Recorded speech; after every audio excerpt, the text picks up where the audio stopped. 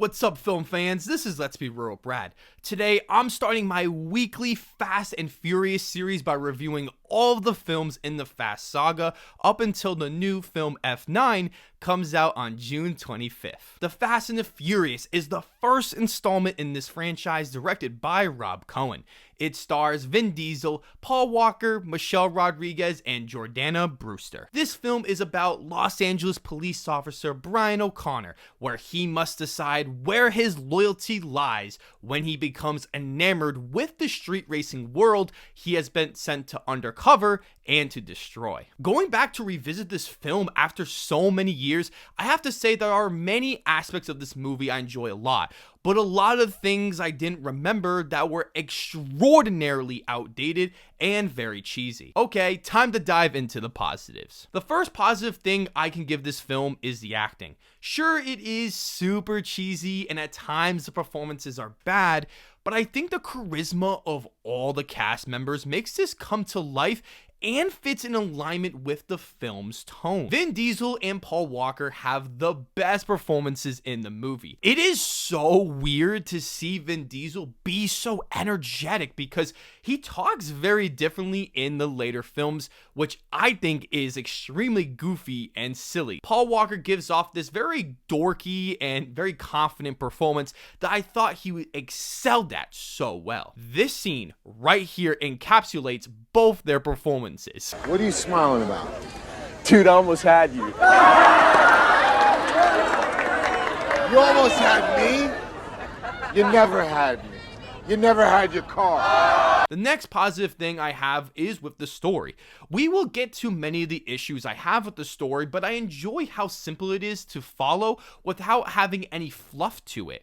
There isn't a lot of this movie you could cut out because it all has some sort of meaning somehow. Sometimes there are a few random street racing scenes that you potentially could cut out, but I think they always add something to the film. Since this story is straight to the point, the movie has a swift pace that keeps you going. With the film being around an hour and 47 minutes, this movie has no time to waste either. With the story being solid, I also think that the writing is very mixed. The movie is filled to the brim with hilarious and quotable moments that every Fast and Furious fan loves to say. But then some of the cheesiest and stupid lines ever make me laugh at how bad some of the dialogue is. For me, I think the film leans more on the hilarious and quotable moments than it does with the cheesy, stupid lines. But maybe that's because I think it matches with the tone this movie was trying to go for. I do have many issues with the writing that I will get to later in the video. Rob Cohen did a very solid job directing this film.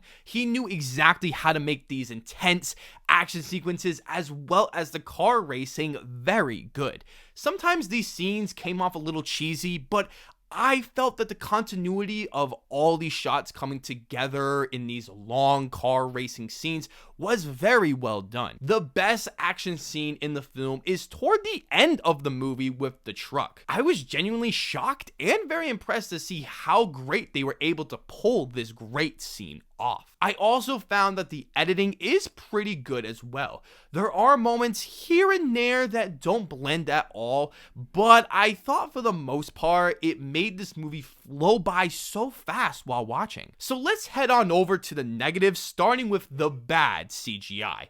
The CGI is pretty bad in this movie, but it is in only for a few scenes, so it didn't completely take me out of the movie. But it was still a significant distraction when they used it in the first street race at the beginning of the film. I think the filmmakers wanted to be creative and show the system of these cars work and have all this advanced equipment in it, but it hasn't aged well at all, especially when there isn't a lot of CGI in the film to begin with. The second negative is that this movie is very predictable. If you have seen any other film that is similar to this one, you know exactly where this film is going. I found that there really wasn't any twists and turns along the way, especially if you can identify the very obvious foreshadowing this film has. Another criticism that accompanies this movie is that it is very straightforward and doesn't have a lot of meat to the bone. So essentially, after you watch the movie,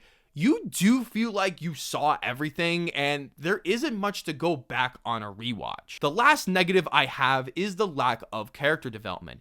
We follow our main protagonist, Brian O'Connor, throughout the film. By the end of the film, his arc comes together, but I felt like there was nothing else to go with him. We see the growth and progression of his character, but not enough to see that slow transformation over the film. He does seem like the same character by the end of the movie, but just made a critical decision. Like Mia and Dominic, everyone else in the film is essentially the same character by the end.